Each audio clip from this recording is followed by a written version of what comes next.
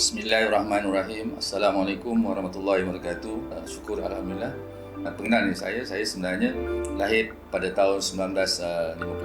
Umur saya 64 tahun. Menamatkan perkhidmatan saya pada tahun 2015. Sebenarnya saya dilahirkan di Kampung Perpan, Kem Kapar, daerah Kelang tahun 1965. Sekolah Kebangsaan Kapar, Darjah 6 tahun 1970. Tahun 71 saya masuk Sekolah Menengah Tinggi Desa Kapar. Pas tingkatan 4 saya melanjutkan pelajaran ke Sekolah Menengah Tengku Ampuan Rahimah Kelang, dan seterusnya saya melanjutkan pelajaran Maktab Perguruan Kinta Ipoh. Pernah juga belajar di UiTM kira-kira 1 semester, kerja sementara sebagai pegawai Fama Daerah Remau selama lebih kurang 3 bulan. Selepas itu dapat tawaran melanjutkan pelajaran ke Maktab Perguruan Kinta Ipoh 1980. Bagi saya, pengalaman hidup saya daripada kanak-kanak sampai ke alam pekerjaan, pengalaman yang berharga dalam membina karakter dan juga kerjaya saya, dan itu semua adalah pengalaman yang berharga. Mula merantau dalam alam kerjaya, saya ditempatkan di Sekolah Menengah Sains Gentam, Kuala Pilah. Saya sangat memahami suasana di asrama dan sekolah asrama penuh. Saya lepas itu saya diarahkan untuk dipindahkan ke Sekolah Menengah Kebangsaan Batu Kikir. Bermula daripada situ, tahun 85 saya ditawarkan di kurs berkaitan dengan bimbingan dan kaunseling di Maktab Perguruan Mukhas Ceras. Saya balik ke sekolah mengetuai unit bimbingan dan kaunseling. Tahun 87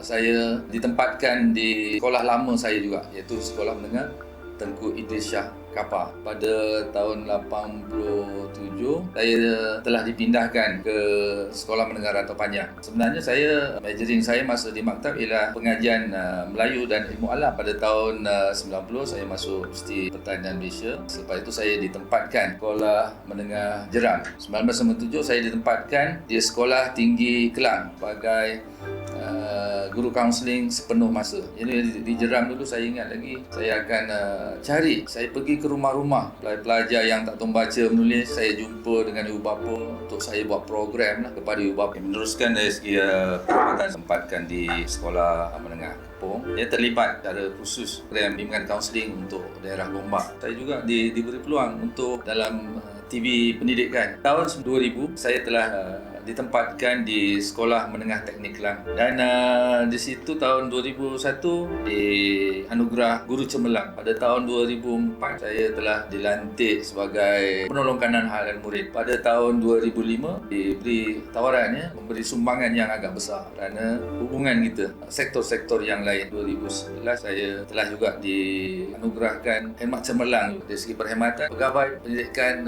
cemerlang di J52, sehingga pada tahun 2008 saya bersara awal. Tapi pada masa itu ramai orang bertanya pada saya kenapa bersara awal. Tapi saya takkan pemikiran bahawa saya bersara kerana saya rasa sudah berada di puncak tertinggi. Jadi maknanya kalau saya teruskan juga mungkin saya tergolek, dan bila saya bersara saya nak kongsikan pengalaman ini kepada masyarakat pula. Jadi kebetulan pula bila saya pencen, saya terus saja dilantik jadi nazir masjid, dan dalam masa yang sama saya juga masih lagi aktif dengan sebagai kaunselor mengendalikan klinik kaunseling Al-Syafi di Saujana Utama, dan menjadi panel kaunseling di Buramain, di Putra Hai, dan juga kadang-kadang panel Kelang. Jadi di situ juga saya terlibat dalam NGO sebagai sukarelawan dakwah penjara Sungai Buloh, kaunselor Perkim dalam memimpin.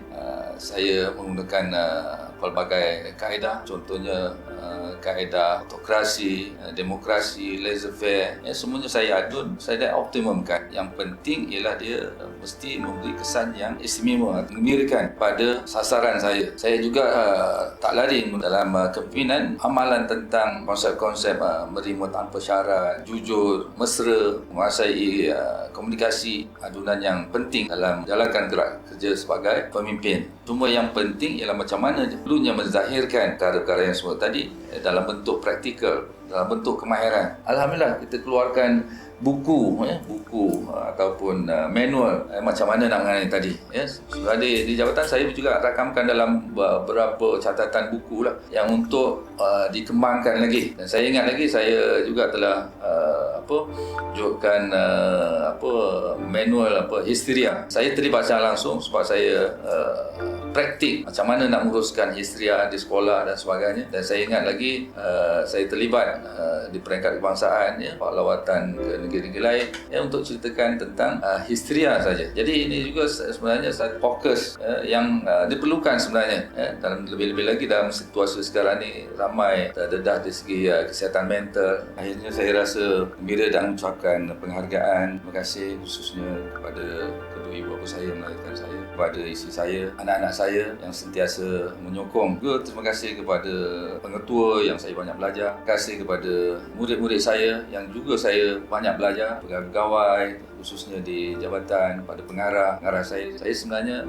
masih terus belajar walaupun sehingga sekarang, dan itulah menjadikan saya lebih bertenaga, bersemangat. Jadi syukur, alhamdulillah. Terima kasih.